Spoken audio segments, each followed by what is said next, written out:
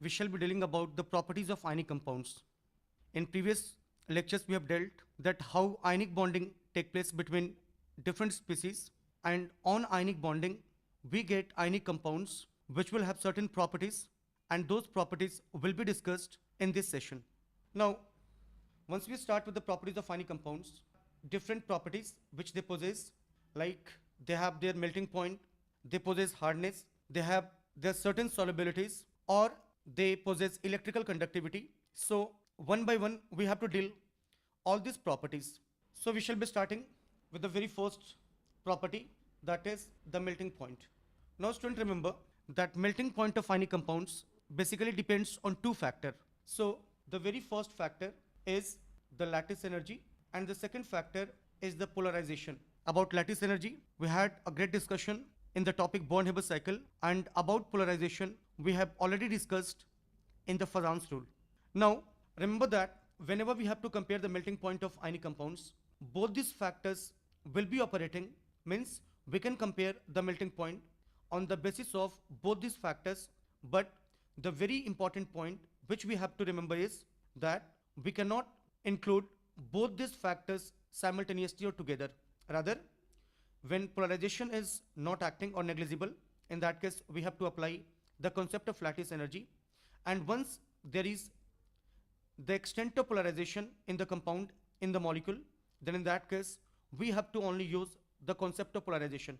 So we shall be using very first, that is the concept of lattice energy, to compare the melting point of ionic compounds.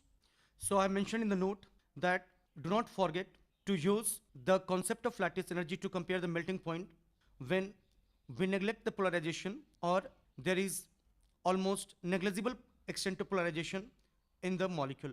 Now let us move to observe that how we can utilize lattice energy as the factor to compare the melting point.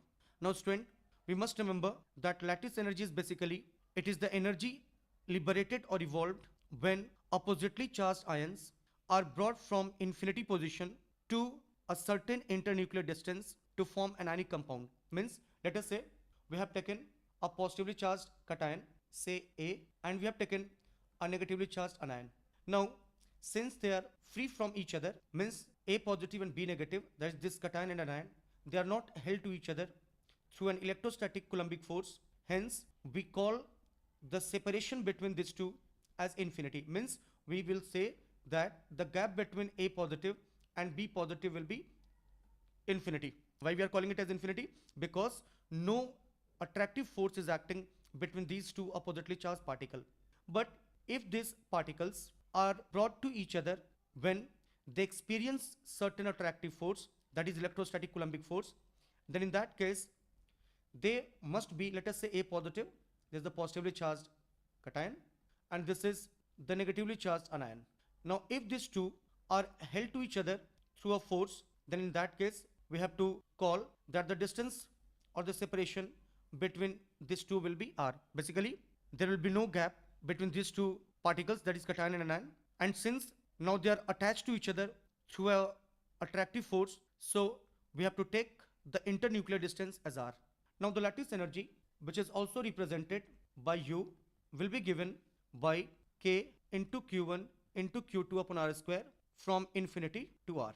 Initially A positive and B negative, that is the cation and anion, they were free from each other, so the gap between the two was referred as the infinity. Now lattice energy is defined as the energy evolved when a cation and anion are brought to each other from infinity position to R, that is the internuclear distance between the two. Now finally we will be having lattice energy as minus K Q1 Q2 upon R on integration. Here Q1 is the charge on cation, also we can write it as Z positive, Z is the atomic number of the cation, positive is the cation, multiplied by the charge on electron, this will be the total charge associated with the cation. Whereas Q2 is the charge on anion, which can be written as Z into E. For anion we have to take negative charge here. So here in the formula of lattice energy, that is minus K Q1 Q2 upon R, R is the internuclear distance between the cation and the anion, and Q1 is the charge associated with the cation, and Q2 is the charge associated with the anion. Now once we go to compare the melting point of different substances, the very first point which we have to remember is that from the formula of lattice energy, which is equals to minus K Q1 Q2 upon R. Here K is the constant. We can say that lattice energy will be proportional to the product of the charge, and it will be inversely proportional to the internuclear distance. Also remember that more is the lattice energy, more will be the melting point. So lattice energy will be also proportional to the melting point of the substance. So we can summarize it as lattice energy will be proportional to Q1 into Q2, that is the product of the charge, which will be inversely proportional to radius and will be directly proportional to the melting point. Now we shall be using these concepts to compare the melting point. So let us consider the very first case, that is the case 1, where internuclear distance between different species will be the same, but the product of charge, that is Q1 Q2, will be different. So in case 1 we have to take when internuclear distance between cation and anion, that is R, is same, but the product of charge, that is Q1 into Q2, are different. For example, let's discuss about or compare the melting point of NaF and MgO. Here in NaF, Na has a +1 charge, whereas F has got a -1 charge. Similarly, in MgO, Mg has +2 charge and O has -2 charge. Now, cationic radius in both these compounds are similar. That means Na and Mg, Na positive or Mg2 positive, in these two different compounds will possess similar sizes, and F negative and O2 negative will have similar size. Means in both the cases, in both these two compounds, different compounds, we have the same internuclear distance. But if we check the product of charges, here in NF, Q1 into Q2 will be equals to 1 into 1, that is equals to 1. In MgO, the product of the charge will be equal to 4.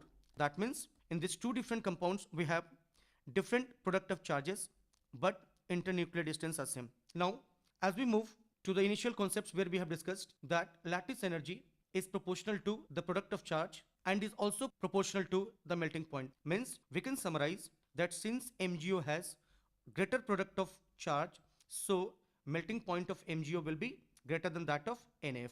By keeping internuclear distance same and bringing variation in the product of charges, we concluded that more is the product of charge, more will be the lattice energy, and hence more will be the melting point. Now let us consider another case where we shall be observing that the product of the charge will be same, but there will be difference in the internuclear distance. So let us consider this case with an example of NaCl and NaF. Here in NaCl, the charge on sodium will be +1 and that of Cl will be -1. Similarly in NaF, +1, -1. Now in both the cases we are finding that the product of the charge is similar. Here Q1 into Q2 will be equal to 1 into 1, that is 1. Also in NaF, the product of the charge will be equal to 1. Similarly, we can take another example of MgO and CaO. Here in MgO, the charge on magnesium is +2, oxygen -2, calcium +2, O -2.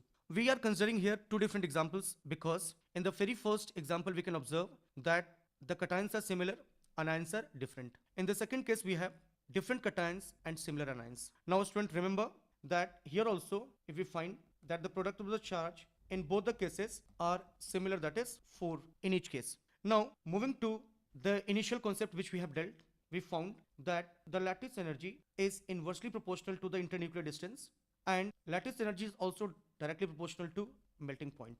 So if we observe the second example of MgO and CaO, we find that the size of calcium will be greater as compared to that of magnesium. Means in MgO, due to smaller internuclear distance, lattice energy will be greater and hence its melting point will be also greater. So we can conclude that melting point of MgO will be greater than that of CaO, because in case of MgO, due to smaller size of magnesium, the internuclear distance R will be smaller. Hence, lattice energy of MgO will be greater as compared to that of CaO, and hence MgO will have greater melting point as compared to calcium oxide, that is CaO.